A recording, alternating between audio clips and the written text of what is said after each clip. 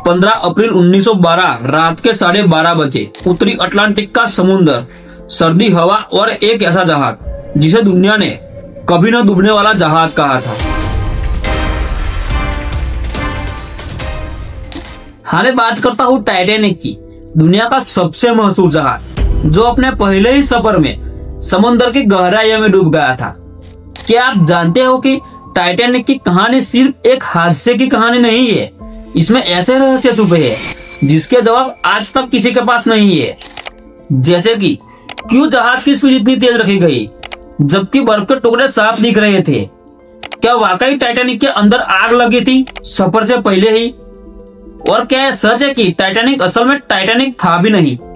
आखिर क्या थी वो बातें जो इतिहास की किताब में नहीं लिखी गई? आज की वीडियो में हम बात करेंगे टाइटैनिक के उन रहस्यों की जिसके जवाब आज भी लहरों के नीचे दबे हुए हैं। साल था 1909, जगह बेलफास्ट नॉर्थलैंड आइलैंड में। व्हाइट स्टार लाइन नाम की कंपनी ने इतिहास का सबसे बड़ा जहाज टाइटैनिक बनाने का सपना देखा। 26 महीनों तक काम चला, हजारों मजदूरों ने पसीना बहाया और 31 मई 1911 को टाइटैनिक ने पहली बार पानी को छुआ। कहा जाता है कि even God himself couldn't sink this ship, लेकिन इस लाइन का कोई पक्का सबूत नहीं मिला। फिर भी यह वाक्य आज टाइटैनिक की कहानी का हिस्सा बन चुका है।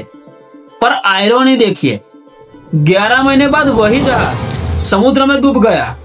10 अप्रैल 1912 को टाइटैनिक ने अपनी पहली यात्रा शुरू की।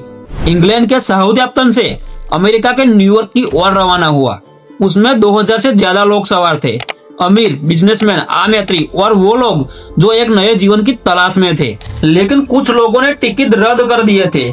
जेपी मॉर्गन, जो जहाज के मालिकों में से एक थे, उनको भी सफर करना था, पर वो आखिरी वक्त तक नहीं आए। क्यों, ये किसी को नहीं पता। कई रिसर्चर्स का मानना है कि टाइटैनिक असल में टाइटैनिक था ही नहीं, बल्कि उसका जुड़वा जहाज ओलंपिक था। ओलंपिक कुछ महीने पहले एक हादसे में बुरी तरह डैमेज हो चुका था। व्हाइट स्टार लाइन को भारी नुकसान हो सकता था, तो क्या उन्होंने इंश्योरेंस पाने के लिए जहाज की अदला बदली कर दी? कहा जाता है कि टाइटैनिक के कुछ हिस्सों में ओलंपिक का सीरियल नंबर भी पाया गया था। With the passage of time, 2 of the letters have dropped off and been lost forever in the sediment of the seabed. क्या कोई कोइंसिडेंस है या कॉन्स्पिरेंसी? बोर्डिंग से पहले ही टाइटैनिक के बॉयलर रूम में आग लग चुकी थी, जो 3 हफ्तों तक धीरे धीरे जलती रही। कंपनी को डर था कि अगर ये खबर बाहर आई तो जहाज की कभी न डूबने वाली इमेज टूट जाएगी, इसलिए उन्होंने सफर को रोका नहीं, रिस्क लिया। और जब आइसबर्ग से टक्कर हुई तो जो पहले से कमजोर दीवारें थी वो टूट गई। उस रात 6 बजे आइस वार्निंग भी मिली थी, लेकिन टाइटैनिक फिर भी फुल स्पीड में चल रहा था। कैप्टन एडवर्ड स्मिथ, जिनके लिए आखिरी सफर था, क्यों इतनी जल्दबाजी कर रहे थे? क्या कंपनी पर प्रेशर था सबसे तेज अटलांटिक क्रॉसिंग का, या फिर बस वो किस्मत पर भरोसा कर बैठे थे? डूबने के कुछ मिनट बाद ही एक जहाज कैलिफोर्नियन टाइटैनिक से 20 किलोमीटर दूर था। उसने डिस्ट्रेस सिग्नल देखे लेकिन जवाब नहीं दिया।